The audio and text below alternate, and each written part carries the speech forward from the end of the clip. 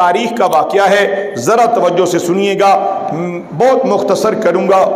ایک آدمی ہے، موچی ہے، کیا ہے؟ جوتے گانٹھنے والا، موچی ہے۔ اس نے علماء سے سنا کہ جس کا بیٹا حافظ ہوگا، جس کا بیٹا عالم ہوگا، اللہ اس بیٹے کی برکت سے کئی خاندان کو بخشش عطا کرے گا۔ اس نے جوتے گانٹھ گانٹھ کر اپنے بیٹے کو پڑھایا، اس پر خرچ کیا۔ بیٹے سے کہا نہیں، جب تک میرے جسم میں طاقت ہے، جب تک میرے جسم میں روح ہے، جب تک میری ہمت ہے، میں یہ مزدوری کروں گا، جوتے گانٹھوں گا اور تمہیں پڑھاؤں گا۔ اس نے اپنے بیٹے کو پڑھانے میں کامیابی حاصل کر لی۔ ہم تو کہتے ہیں نا جی کماوے گا نہیں تو کھاوے گا کتھوں؟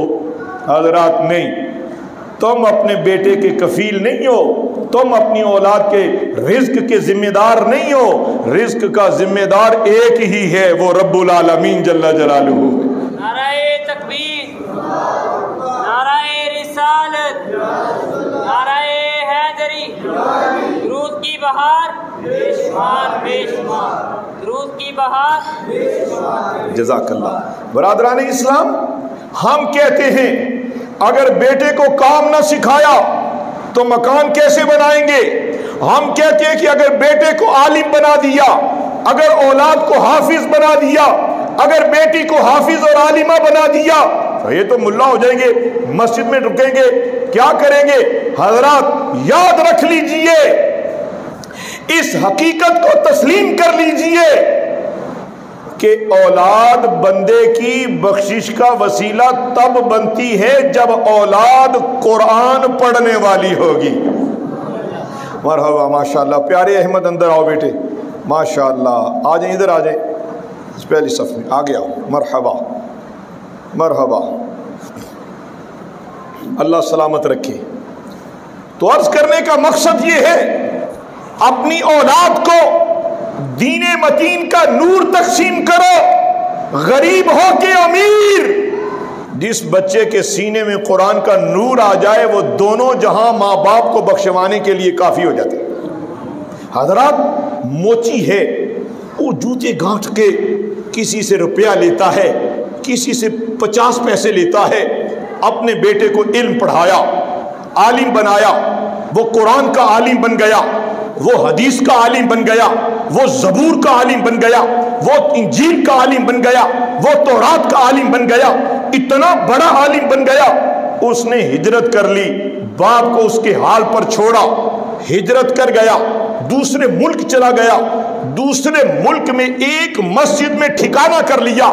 چی صاحب قبلہ مسجد میں بیٹھ گیا، مسجد میں صفائی کر دیتا، صفیں جھاڑ دیتا، جھاڑو لگا دیتا اور مسجد دھو دیا کرتا۔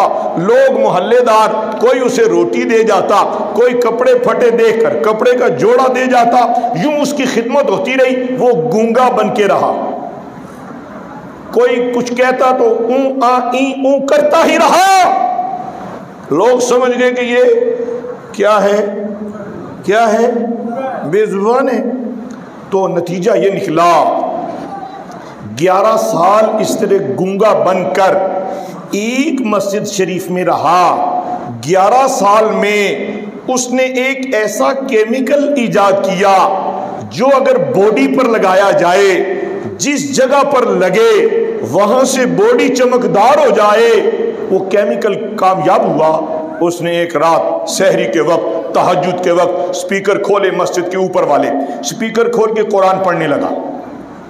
لوگوں نے کہا یہ کون ہے، اس وقت قرآن پڑھ رہا ہے؟ لوگ دوڑتے ہوئے مسجد کی جانب آئے، اوہو یہ تو وہ گونگا ہے۔ کہا گونگا تھا، بولنے کیسے لگے؟ نعوذ باللہ، اس نے کہا مجھ پر نبوت اتری ہے، نعوذ باللہ، استغفر اللہ۔ کہا دلیل؟ کہا گونگا تھا بول رہا ہوں۔ کہا دلیل؟ کہا حدیث سنو۔ کہا دلیل؟ کہا تورات سنو، انجیل سنو، زبور سنو، مسئلے پوچھو، فقہ کا مسئلہ پوچھو، جو چاہتے ہو پوچھو، بتاؤں گا۔ لوگ دھڑا دھڑ اس کا کلمہ پڑھنے لگے۔ چونکہ 11 سال کا گونگا تھا، انہوں نے کہا واقعی اگر اتنا کسی پر کرم ہوتا ہے تو وہی ہے ایسا۔ تو نتیجہ یہ نکلا کہ وقت کا بادشاہ وہ بھی کلمہ پڑھنے پر جب مجبور ہوا، بات پھیلتے پھیلتے دوسرے خطے میں گئی. وہ موچی جو تھا موچی تک بات پہنچی. موچی کا ایک دوست ہے, بیٹھ کر باتیں کرتے ہیں. کہا ہم تو آخری نبی محمد صلی اللہ علیہ وسلم کو ماننے والے ہیں, کلمہ محمد الرسول اللہ علیہ السلام کا پڑھنے والے ہیں. اب یہ کوئی نیا نبی آ گیا ہے. کہا اس کی دلیل. کہا دلیل بڑی مضبوط دیتا ہے, کیونکہ ہر نبی معجزہ لے کے آتا ہے نا. اس فراڈیے نے, اس دغا باز دجال نے, اس دھوکے باز نے, اس خدا کے منکر نے, اس دوزخ کے اندھے گہرے کنویں میں گرنے والے شخص نے اتنا بڑا ظلم کیا, میرے آقا کی ختم نبوت پر ڈاکہ ڈالا. موچی اپنے دوست سے کہنے لگا یار کہیں ایسا نہ ہو کہ وہ ہم کہیں بے ایمان نہ رہ جائیں. سادہ آدمی سوچتا ہے کہ کہیں ایسا نہ ہو. اچھا کیا کرو؟ کہا تم اپنے کام میں رہو, میں جاتا ہوں, میں دیکھتا ہوں. وہ موچی کا جو دوست ہے, یعنی دیکھیں یہ محمد احمد بھائی بیٹھے ہوئے ہیں, ان کے والد گرامی وسیم صاحب میرے دوست ہیں, بھائی ہیں. یہ مجھے جانتے ہیں کہ نہیں, میں ان کو جانتا ہوں کہ نہیں. اس طرح آپ کے رشتہ داروں میں, محلے داروں میں جو آپ کا دوست ہے, جس کے پاس آپ سٹنگ کرتے ہو, اس کے بچوں کی جان پہچان بھی تو ہوتی ہے نا. وہ موچی کا دوست اس شہر قبیلے گاؤں میں گیا اور جا کے دیکھ کر حیران رہ گیا کہ یہ تو وہ موچی کا بچہ ہے جس نے نبوت کا دعویٰ کر دیا ہے. استغفر اللہ پڑھنے کا وقت ہے, سبحان اللہ نہیں, استغفر اللہ استغفر اللہ. کبھی کبھی علم بھی انسان کو یوں گمراہ کر دیتا ہے. علم کی گتھیاں سلجھانے کے بعد نعوذ باللہ. اس نے کہا جب جو بھی کوئی پاس آتا کہتا دیکھو میرا چہرہ کتنا چمک رہا ہے. کہاں چمک رہا ہے؟ قرآن سننا ہے؟ ہاں سنو.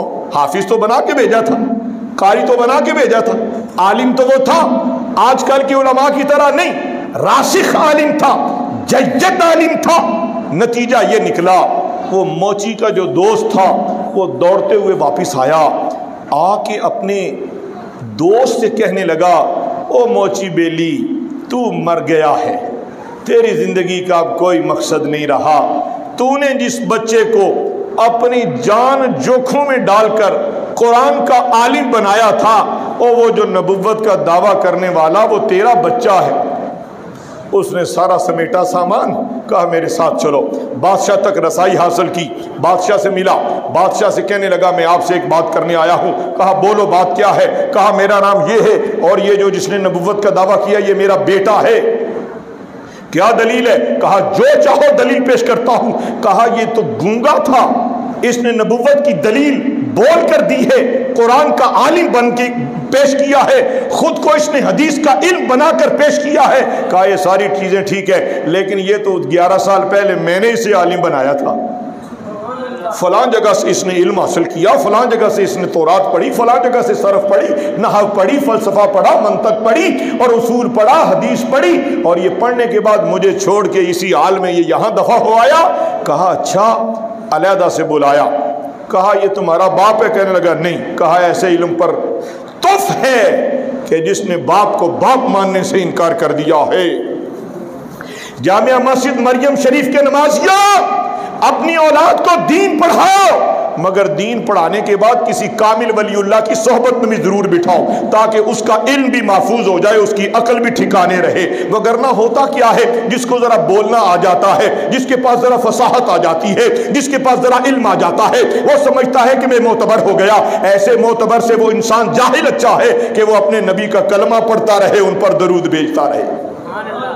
برادران اسلام, اب تصدیق ہونے کے بعد بادشاہ نے کہا واقعی تو اس موچی کا ہی بچہ ہے, اور تم نے یہ جو ڈرامہ رچایا بتا کیسے رچایا ہے؟ کہا ڈرامہ یہ تھا, میں نے سوچا گونگا بن کے رہوں گا اور علم تو میرے پاس تھا, تو میں نے سوچا کہ یہ مانگیں گے کہ تو ہر نبی کوئی معجزہ لے کر آتا ہے, تو میں کہوں گا کہ معجزہ یہ ہے کہ میں جاہل تھا, میں گونگا تھا, جاہل تھا, ان پڑھ تھا, میں اب عالم ہوں, میں اب ہر علم آپ کو سناؤں گا. کہا اس کو پورا ملک اکٹھا کیا جائے. مرحبا مرحبا, اللہ خوش رکھے. پورا ملک اکٹھا کیا گیا, سر عام اس کو پھانسی دی گئی.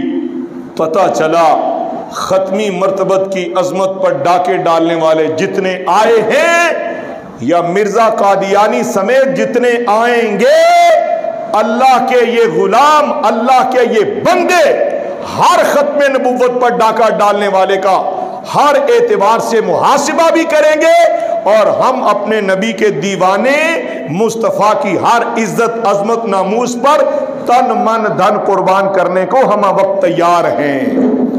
ہمارے نبی آخری نبی، ہمارے نبی ہمارے نبی ہمارے نبی درود کی بہار، درود کی بہار، دروشی پڑھتے رہو، ہر فتنے سے محفوظ رہو گے۔ وآخر دعوانا الحمدللہ رب